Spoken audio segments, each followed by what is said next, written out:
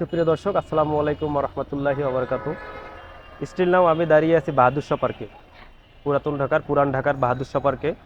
আমার পেছনে দেখতে পাচ্ছেন, এটা হচ্ছে বাহাদুর শাহ পার্ক। আর বাহাদুর শাহ পার্কের ঠিক উত্তর দিকে, এই যে আমার অপোজিটে, রাস্তার অপোজিটে পুরনো যে স্থাপনাটি দেখতে পাচ্ছেন, এটি হচ্ছে সেই ব্রিটিশ যুগের পানির ট্যাঙ্ক। 1930 দশকে এটি স্থাপন করা হয়।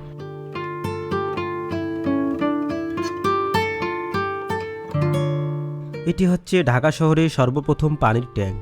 150 বছরের পুরনো এই সম্পত্তি সম্পর্কে জানা নেই প্রত্নতত্ত্ব বিভাগেরও। পুরান ঢাকার বাহাদুর শাহ পার্কের উত্তর দিকে ও কবি নজরুল কলেজের পশ্চিম পার্শ্বে সড়কের সাথেই অবস্থান এই পানির ট্যাঙ্কটির। ট্যাঙ্কটি এখন অব্যবহৃত, অনেকটা পরিত্যক্ত অবস্থায় পড়ে রয়েছে।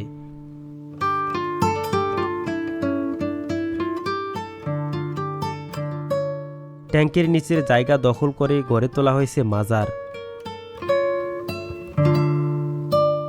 1864 সালে ঢাকা পৌরসভা প্রতিষ্ঠার পর পৌরবাসীকে বিশুদ্ধ পানি সরবরাহের জন্য নবাব পরিবার আর্থিক সহায়তা প্রদান করেন। ফলে 1878 সালে 24শে মে ঢাকাবাসীর জন্য বিশুদ্ধ পানি সরবরাহের ব্যবস্থা করা হয়। এই জন্য পানির ট্যাঙ্ক নির্মাণ করা হয়েছিল।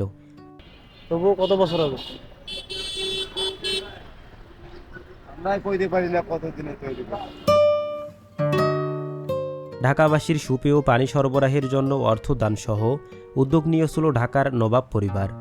1871 সালের নবাব আব্দুল গনি পেয়েছিলেন KCMI অর্থাৎ king commander of the order of the star of India উপাধি। গনি মিয়া নামেই তিনি এলাকার খ্যাত ছিলেন।